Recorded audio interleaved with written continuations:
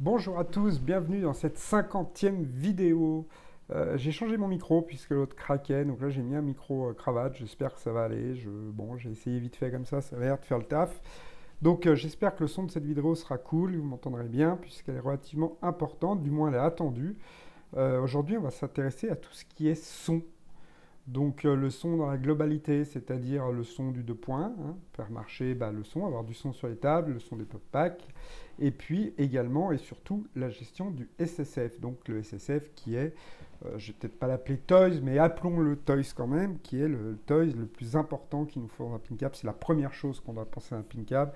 C'est le meilleur ressenti qui est, c'est le truc le plus puissant au niveau du feedback, au niveau du ressenti qu'on puisse mettre dans la machine.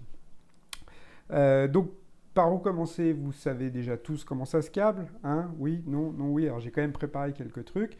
La première chose, pour avoir du son, il nous faut une sortie son sur notre carte mère. Là j'ai pris un exemple avec ma carte mère. Il nous faut des prises jack de sortie. Alors vous avez des cartes mères qui ont directement 5 sorties comme ça, qui sont 7 points. Donc c'est pas parce qu'on n'a pas 7 sorties que c'est pas un 7 points. Il faut bien regarder quand vous achetez une carte mère d'avoir une version 7 points. Après ça, si vous n'avez pas une carte mère compatible 7 points, il vous faudra opter pour une carte son en externe, en PCI ou bien en USB, comme beaucoup font. Et puis, si vous avez une carte mère 7 points, vous allez pouvoir directement tout brancher dessus à condition d'avoir suffisamment d'entrée jack ou de sortie jack à l'arrière, comme ceci. Sinon, si vous n'en avez que 3, il va falloir passer par un module supplémentaire qu'il va falloir brancher sur votre carte mère pour rajouter des sorties jack. Bon, partons du principe que tout le monde est en 7.1, parce que sinon ça ne va pas fonctionner. Donc comment on va se câbler? Eh bien, c'est pas très compliqué, on va sortir le bouquin de la carte mère, le mode d'emploi, et puis on va s'intéresser à ça. Là, sur la sortie verte, eh bien, en l'occurrence, dans mon cas, c'est mon 2 points. Donc, le 2 points, c'est le son qui sort du fronton. C'est le son de mes enceintes. Donc, 2 points, ça correspond à quoi? Eh bien, 2 sorties stéréo. Donc, 2 enceintes autour dans le back glass, hein, autour de mon écran full DMD ou de mon pin to DMD, peu importe ce qu'on a. On a 2 enceintes, une droite, une gauche. Ce qui correspond aux 2. Et le point, c'est un subwoofer. Un subwoofer qui est placé au milieu de la caisse, vous l'avez vu pendant la création, on a placé un subwoofer. Ça me fait une sortie de 2 points. Le subwoofer me sert pour les basses. Donc là, à partir de là, quand je vais lancer une table, je vais avoir du son, je vais entendre le jeu, je vais entendre plein de trucs, ça va être super cool. Après, pour améliorer le ressenti, on installe ce qu'on appelle un SSF. Et pour ça, hop, j'ai une autre photo. Donc ça, c'est un schéma très basique que j'avais fait à l'époque sur mon câble. Le SSF, c'est quoi?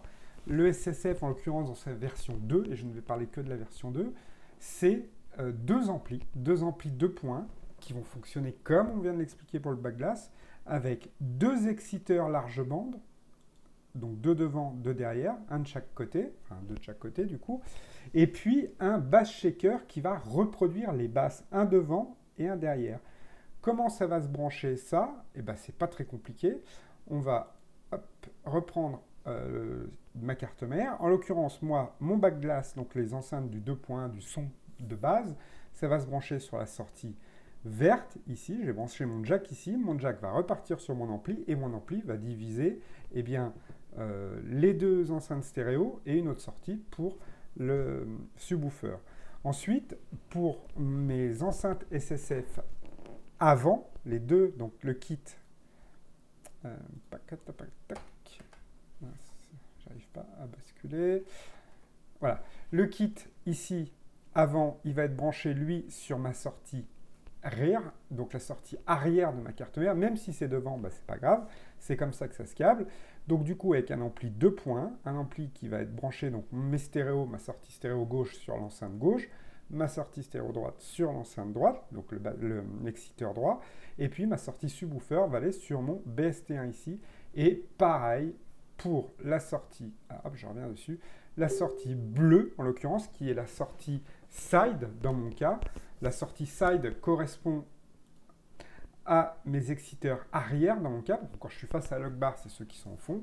Mon jack va arriver sur mon ampli et de mon ampli, je vais brancher donc mes deux exciteurs large bande et donc sur les deux sorties prévues et sur la sortie subwoofer, sur la sortie basse, je vais brancher mon deuxième BST1. Voilà, ça c'était pour la partie branchement du SSF. Après, on va s'intéresser aux réglages. Donc les réglages pour ce faire, il va falloir déjà aller dans Windows, s'assurer, donc dans son, mes haut-parleurs, donc c'est ma sortie, là j'ai mes écrans, je pourrais les désactiver d'ailleurs, on s'en fiche. Donc ma sortie haut-parleur, c'est celle-ci, et là il va falloir que je passe en 7 points pour être sûr de pouvoir avoir tous mes périphériques fonctionnels. Donc je vais dans Autres paramètres audio, je vais cliquer sur ma sortie audio, je vais cliquer sur Configurer, et là je vais choisir 7 points. Je peux procéder à des tests de son, voir si toutes mes enceintes sont bien reconnues. Bon, là, je les entends, je suis sur le PC, j'entends le garage que ça braille. Je fais suivant, je décoche centré et caisson de basse, c'est très important, ça ne sert à rien de les laisser, hein, surtout pas. Latéraux et arrière, bien sûr, latéraux c'est ceci et arrière c'est cela. Donc il faut bien les laisser cocher, sinon j'aurai plus de SSF. Ensuite, je vais laisser cocher large bande, avant gauche et droit et effet surround. Je fais suivant, je fais terminer. Voilà. Donc là, maintenant, j'ai donc le 7 points fonctionnel sur Windows, sur mon PC. Il va maintenant falloir qu'on le rende fonctionnel, donc mon 7 points, mes enceintes du backglass et mon SSF, dans VPX. Donc pour ce faire, je vais aller lancer VPX. Hop, je ferme ça. Je vais dans Préférences, Audio Options, et là, je vais sélectionner donc déjà haut-parleur, qui est ma sortie principale, ma carte son de mon PC. Vous voyez, il me propose mes écrans dedans, mais j'en veux pas, j'utilise ma carte son. Et là, je vais cocher 7 points Surround Sound Feedback amélioré. Donc, c'est une version qui est arrivée avec l'apparition de la 10.7, ou même 10.6.2, si je ne dis pas de bêtises, qui est encore une amélioration du 7 points pour le SSF. Donc, je vous invite à cocher le 7 points amélioré, ici. Vous faites OK, ou fermez.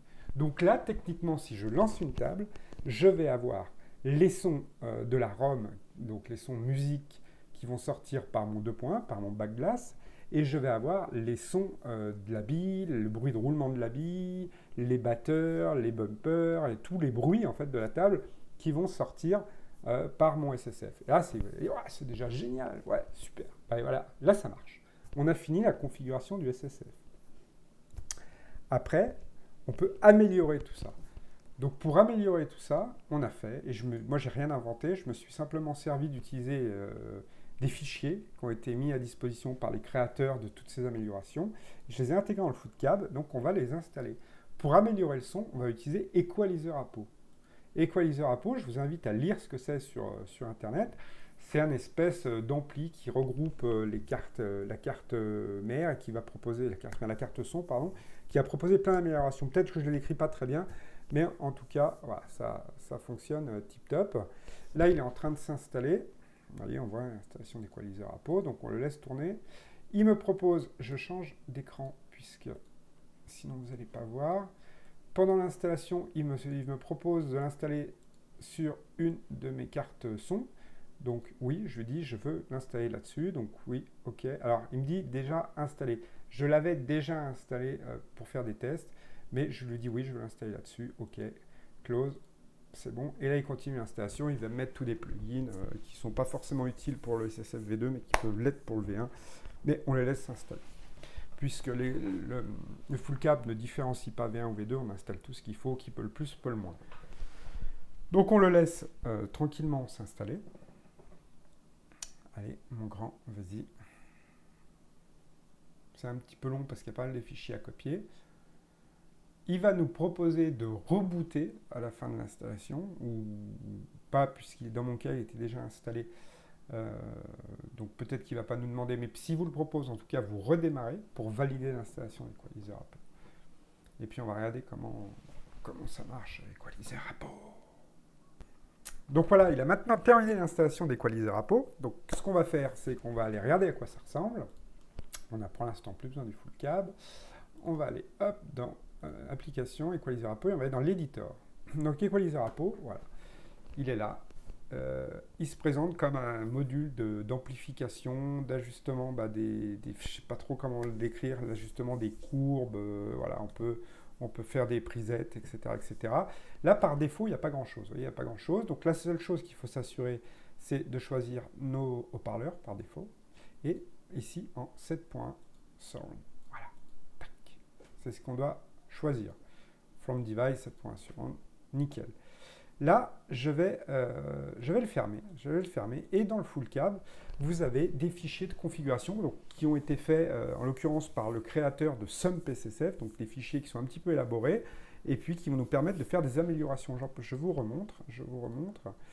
Vous voyez, là, il est de base. Il est de base, on n'a que dalle. On peut faire un petit peu de préamplification si on a envie d'avoir un peu plus de son. On peut choisir des plugins si on veut. On peut les activer et désactiver.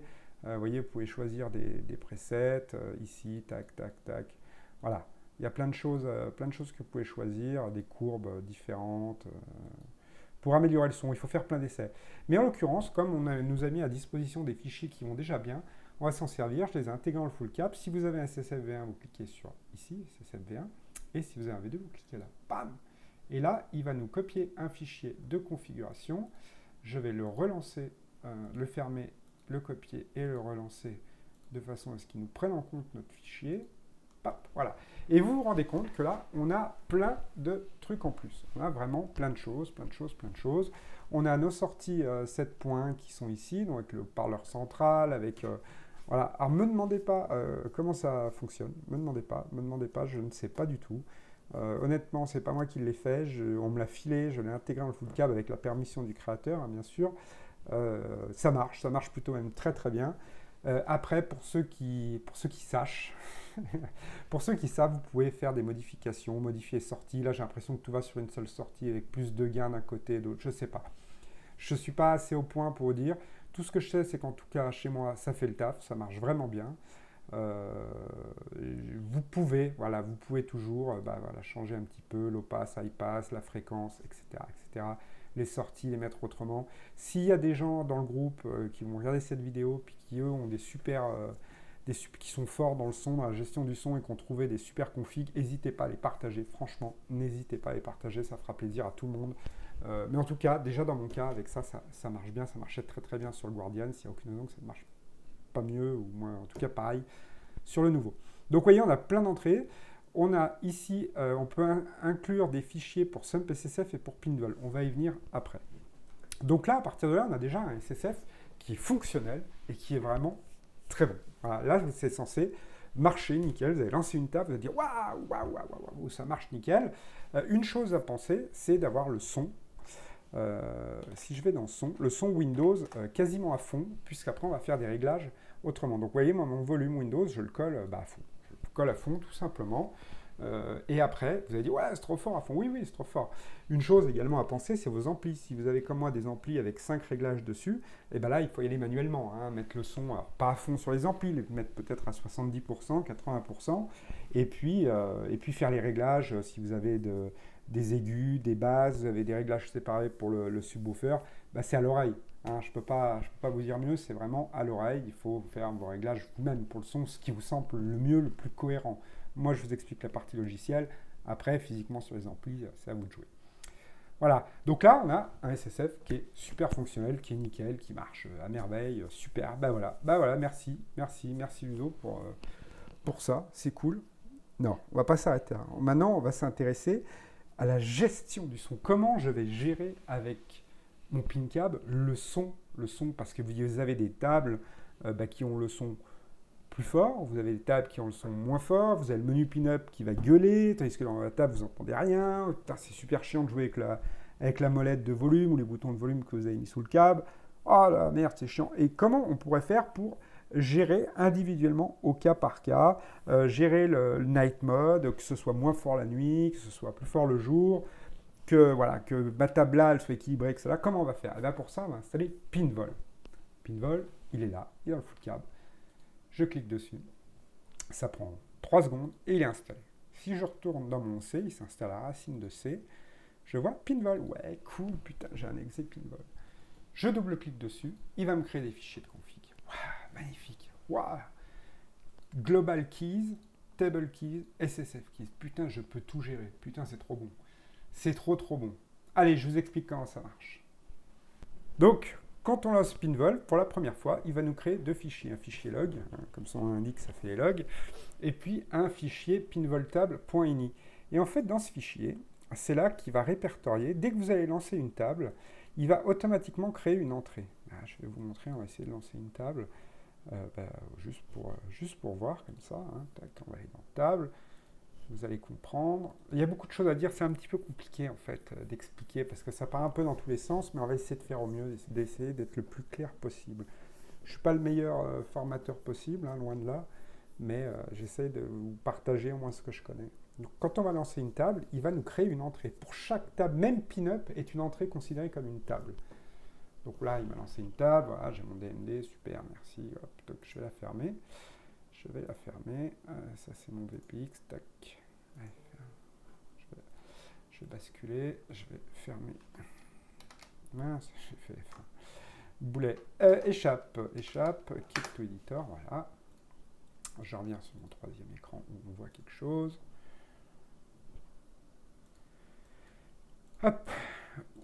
Et voilà, on s'aperçoit qu'il m'a créé une entrée pour VPX, un VP, ACDC Premium Stern Power Up et 6666. Alors, à quoi ça correspond, ça? Eh bien, on s'aperçoit que mon volume Windows est à 100%, mais Pinvol gérant le son, il le gère via Equalizer Apo. Je vais vous montrer, si je lance Equalizer Apo, les fichiers qu'il ne trouvait pas tout à l'heure comme SumpSSF, il l'a trouvé pour Pinvol.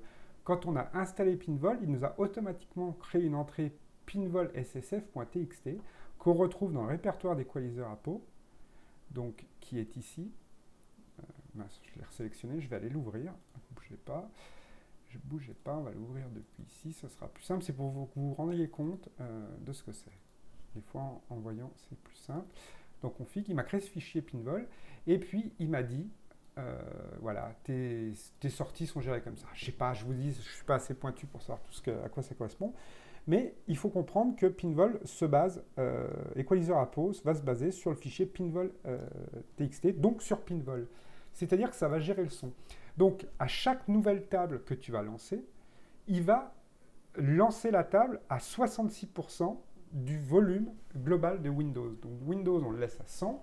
Et puis, Pinvol va nous dire, on pourrait lui dire, tu lances à 100. Allez, vas-y, bam, toutes les nouvelles tables, tu lances à 100. Mais pour éviter que ça nous pète à la tête, on va gérer le son en lui disant, tiens, le volume des tables, par défaut, les anciennes tables, celles qu'on a déjà en entrée dans notre fichier, hop, tu vas les mettre à 65, et puis dès que tu vas lancer une nouvelle table qui n'est pas créée, tu vas la lancer à 65 ou 50, si on ne veut pas être surpris par le son de la table, etc. Voilà, c'est pas super compliqué. Vous voyez, mon fichier, si je mets là 75, si je vais relancer mon fichier, il va me le prendre en compte. Voilà. Hop, il met en charge, vous voyez, le système, par défaut, c'est 75, 66. Il prendra les chiffres, les valeurs que je lui ai données. Donc, on va rester sur un truc cool, qui t'a augmenté après en jeu, 61, 62. On laisse le son Windows à 100%. Si je le baisse à 3%, mon son Windows, là, il est en train de baisser. Ça va jouer sur le son Windows, bien sûr. Si je vais dans son, on va s'apercevoir que, voilà, vous voyez, il est baissé. Donc, hop, je le remets à 100, comme ça je suis sûr que mon son est à 100, il n'y a aucun problème. Je vais jouer ensuite avec les tables. Donc chaque nouvelle table que je vais lancer sera par défaut à 62, les nouvelles. J'espère que c'est clair pour tout le monde. Le menu Pinup faisant également partie intégrante de ce sujet. Si on va lancer Pinup, allez, je vous montre. C'est plus simple pour tout le monde, je pense, de le voir. J'espère que mon micro marche bien, parce que je n'ai pas envie de refaire la vidéo deux fois. Je vais lancer Pinup. Si je lance Pinup menu, tac. Tac, tac, tac, tac. Donc là, j'ai lancé mon Pinup. Voilà, il est lancé. Je vais faire un Alt F4. Mince, j'aimerais quitter Pinup. Je ne sais plus quelle touche c'est. Qu'est-ce que j'ai mis comme touche sur Pinup? Je ne sais pas, puisque j'ai tout configuré sur le câble. Oh, je vais bien faire une boulette.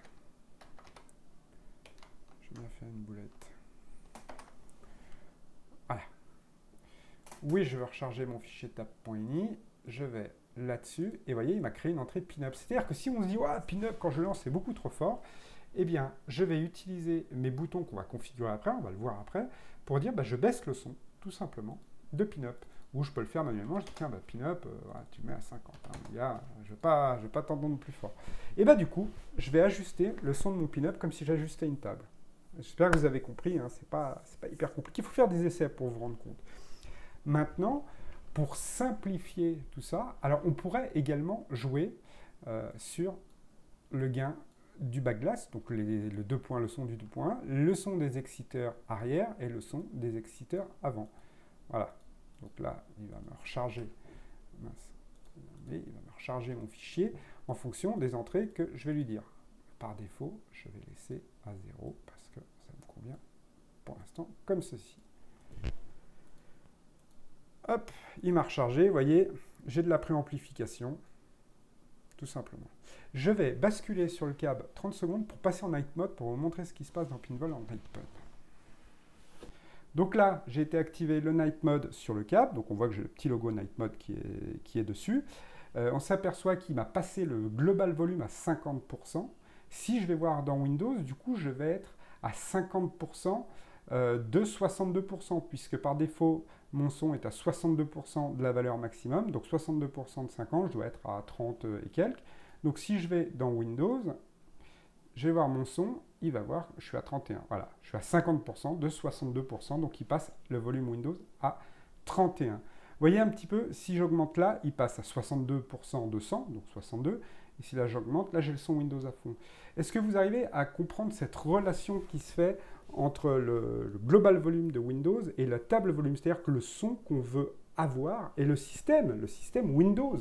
Windows est considéré, non pas pour l'instant, le son système Windows est considéré comme une table. Il est une entrée. Donc mon son Windows, si ici je gère, eh bien il va adapter mon Windows avec ça. Vous voyez un petit peu la relation, ça nous permet d'affiner vraiment les réglages. Donc si mon défaut volume est à 100% et que là je mets 60, eh bien j'aurai le son Windows à 60%. Des fois vous allez dire, oh le son SSF il est trop bas, pourtant je suis à fond dans Windows. Ouais, ok, tu es à fond dans Windows. Mais ton son système là, il est comment? Si je lui dis, tiens, je mets 100 ici, je veux que ce soit 100.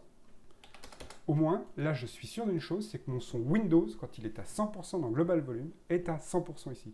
Donc là, étant en Night Mode, je vais le laisser à 50% parce que la nuit, quand je joue, je n'ai pas envie d'avoir le son Windows à fond. Voilà. Il faut faire la relation entre tout ce qui est rentré dans Pinball et considéré comme une table. Le son Windows en lui-même, système, est une table. Ce Visual Pinball est une table par défaut, même si au final, Visual Pinball ne fait pas de son tant qu'on n'a pas lancé de table. ACDC, c'en est une, Pin-Up, c'en est une, etc. Si je peux lancer 10 tables, eh bien, à chaque fois, il va me faire une entrée, 100 tables, il va me faire 100 entrées, et je vais faire une gestion du son avec ça, global volume, table volume. Voilà. Et ça, c'est un pourcentage de ça. Donc, comme on l'a vu, si je mets 62 ici, 100% là, mes tables seront à 62% du son Windows. Et là, si je suis à 50%, j'aurai 62% de mon 51%. J'espère que vous avez capté. Faites des essais, vous allez comprendre comme il faut. Ensuite, pour gérer ce son, pour gérer tout ça, eh bien, il va falloir attribuer des touches. Alors, les touches, on a le son global, ici. Version jour, version night mode. Ensuite, on a table key. Moi, je me sers principalement de ça. C'est-à-dire que je vais utiliser les deux boutons que j'ai sous le câble, côté droit du câble. Vous savez, j'ai mis deux boutons pour le son. Eh bien, je vais faire Enable Joystick Button et je vais les attribuer. Alors, je ne suis pas devant le câble, je ne vais pas le faire. En fait, il faudra que j'appuie sur une touche et puis ça me le configurerait, ma touche, ici directement.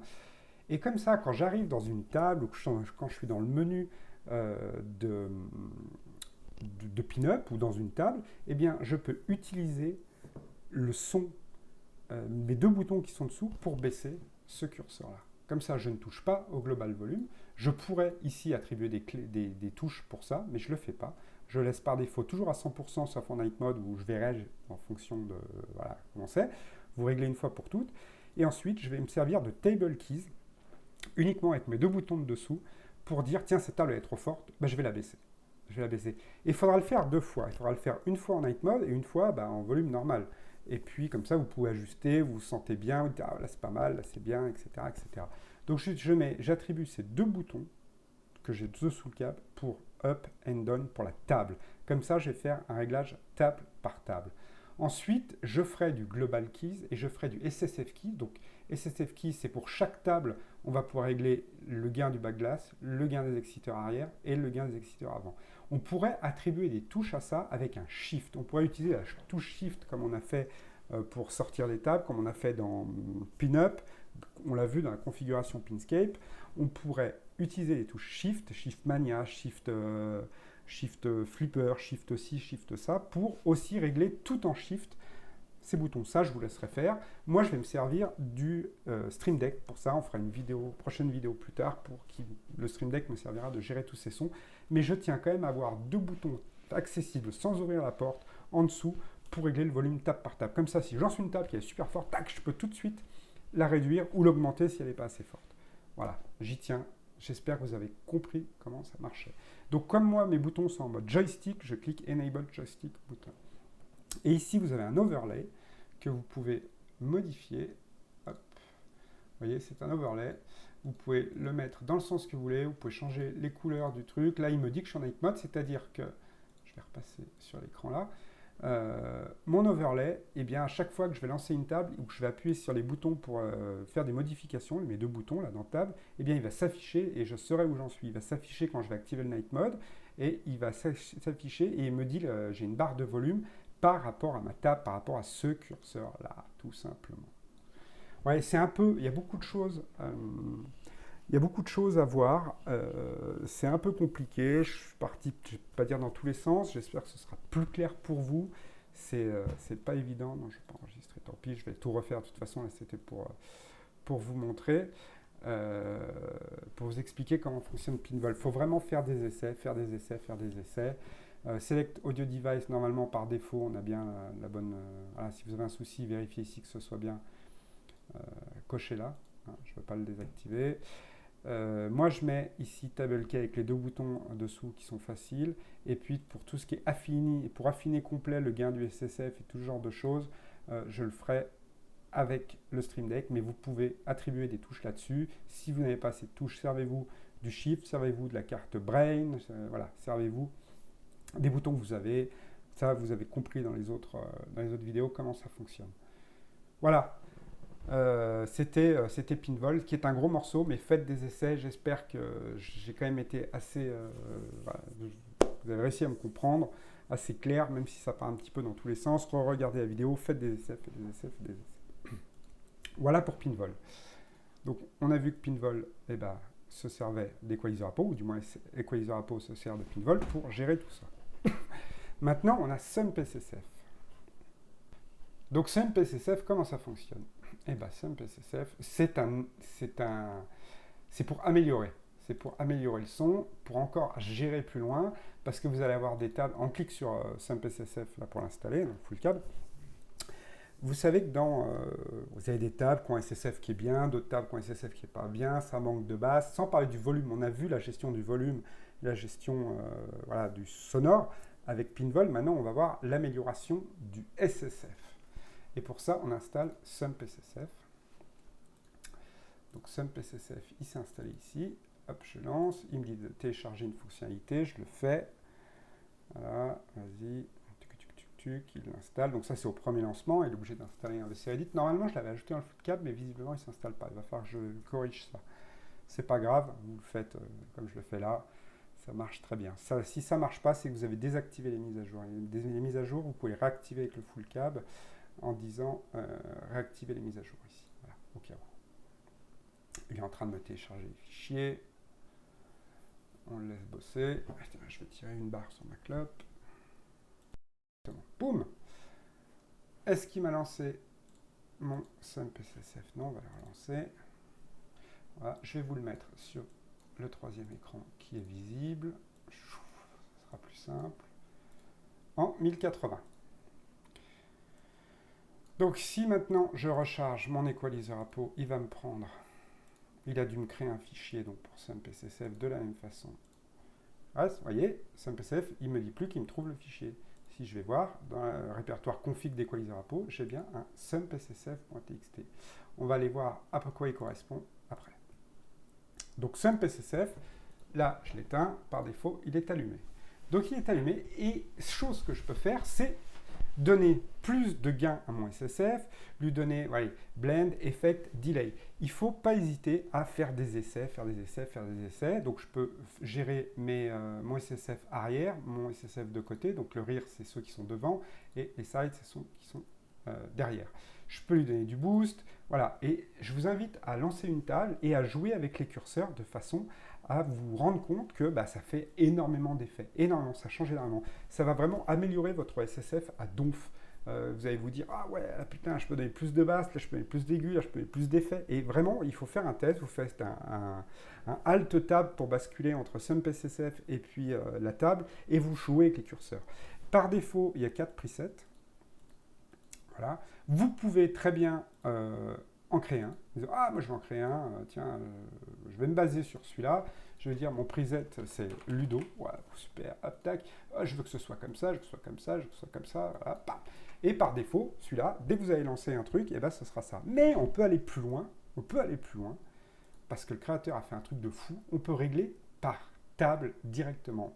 Ah, je trouve que ma table, je sais pas, Batman, elle manque de peps, il manque un petit peu de basse, il manque un peu d'effet, il manque un peu voilà, peu importe. Je vais faire New.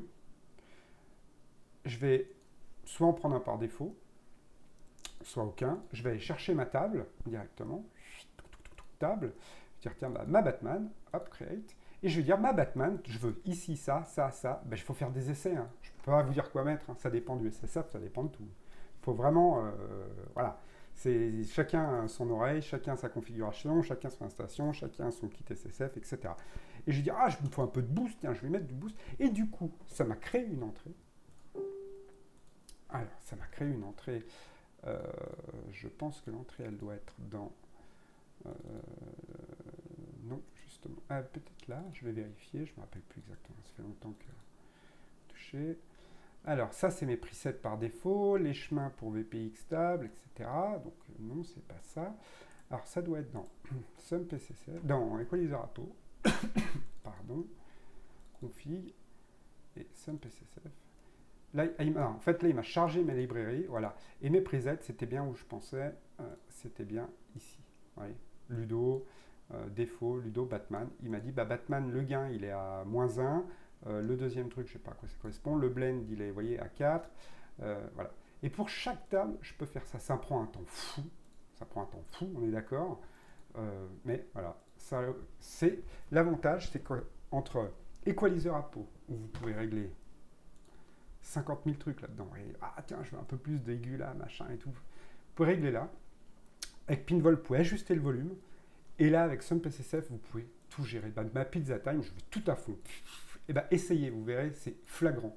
C'est vraiment flagrant. Je veux du boost, je veux pas de boost. Voilà. C'est moi qui choisis, je fais comme je veux. Ça prend un temps de fou. Ça prend un temps de fou. Vous voyez, je le recharge. Il m'a créé mon entrée pizza time en disant, c'est ça, on a modifié ça. Ça, c'est le boost. Allez sur false. Si je le passe sur on, vous voyez, il me le passe en true. Voilà. Donc, vous pouvez faire votre gestion parfaitement comme vous le souhaitez. Tous ces logiciels, Pinvol et SumpSSF, doivent être lancés au démarrage de Windows. Je vous explique dans une prochaine vidéo comment on lance tout au démarrage de Windows. En attendant, je vais aller faire des essais et puis je vais vous donner mon retour sur les Visatons. Parce qu'avant, j'étais en HDN8, je suis passé sur ce câble avec des Visatons. Je vais les tester et je vous explique en vidéo ce que j'en pense par rapport au HDN8 parce que je me tarde aussi de tester. J'espère que maintenant vous avez bien compris comment gérer le son au niveau de Windows, au niveau de Pinvol, au niveau de SumpSSF, au niveau d'Equalizer Apo.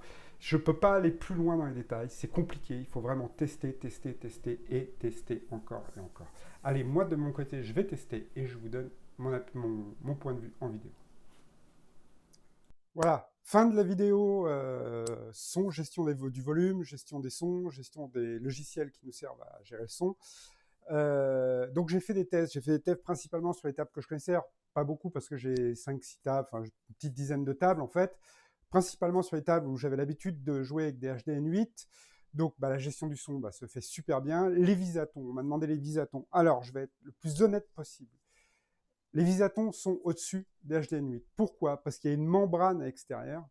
Donc du coup, la restitution des sons large bande, des petits sons, des petits cliquetis, le laser sur ACDC, les petits volets métalliques, c'est mieux défini. C'est mieux défini, c'est plus qualitatif, c'est moins, le son est un petit peu moins.